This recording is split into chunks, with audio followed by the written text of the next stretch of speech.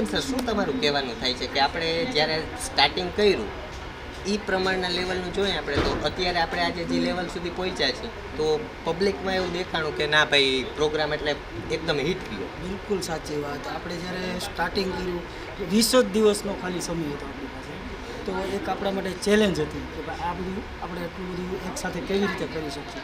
પણ દરેક ટીચરે ખૂબ મહેનત કરી અને જે રીતે આપણે અત્યારે એનું રિઝલ્ટ જોઈએ છીએ કે બેઠેલી ઓડિયન્સમાં જેટલા 90ની સાલમાં બોર્ન થયેલા લોકો છે એ લોકોના રૂવાટા ઊભા થતા હતા. કારણ કે આજેથી 30, 40, 50 વર્ષ પહેલાં જે એડવર્ટાઇઝ, જે સિરિયલો, જે પ્રોગ્રામ એ લોકોએ જોયેલો, ત્યાર પછી એક લાંબો અરસો એવો વયો ગયો કે જેમાં એ લોકોએ ક્યારેય પણ આ વસ્તુને યાદ પણ નહીં કર્યું. અને અચાનકથી એકસાથે એ જે 90ની સાલની એડવર્ટાઇઝમેન્ટ, એ 90ની સાલની સિરિયલો અને ટોટલી જેટલા પણ પ્રોગ્રામ હતા જે એ સમયમાં આવતા એ બધાને એકદમ તાજા કરી દીધા આપણે. કેતન સર, એ બધું તો ઠીક, પણ ચાલુ પ્રોગ્રામે જે વચ્ચે એક વિઘ્નરૂપી જે આવ્યો કે આપણો જે કર્ટેન હતો, પડદો હતો, એ ઓટોમેટિકની જગ્યાએ બંધ થઈ ગયું, તો એ ટાઈમનું તમે જ્યારે બેક સ્ટેજ ઉપર હતા તો એ ટાઈમે ટીચર્સનો માઇન્ડસેટ કેવો હતો ને એમાં તમે શું પરિવર્તન કર્યું? એ જ જો અચાનકથી ખબર પડી કે કર્ટન બંધ થઈ ગયું તો થોડીક વાર તો મૂંઝાઈ ગયા, પણ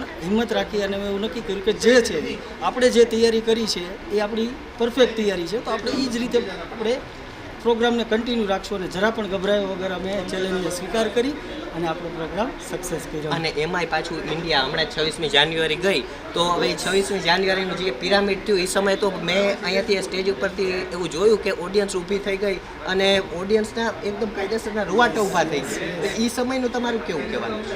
એ સમયમાં આપણે જોઈએ કે છોકરાઓએ જે મહેનત કરી છે અને છોકરાઓએ જે રીતે પરફોર્મન્સ આપ્યું એ થવું જ જોઈએ. એ શક્ય જ નથી કે કોઈ પોતાની જાતને રોકી શકે. એટલે આપણી મહેનત જે આપણા ટીચરોએ બધાએ કરી છે એ આપણે સક્સેસ ગઈ છે. ને ખાસ કરી અને આપણા જે પ્રિન્સિપલ સર છે, તો હવે પ્રિન્સિપલ સર પહેલેથી જ એવું કહેતા કે ટેન્શન મત લો, મેં બેઠા હું.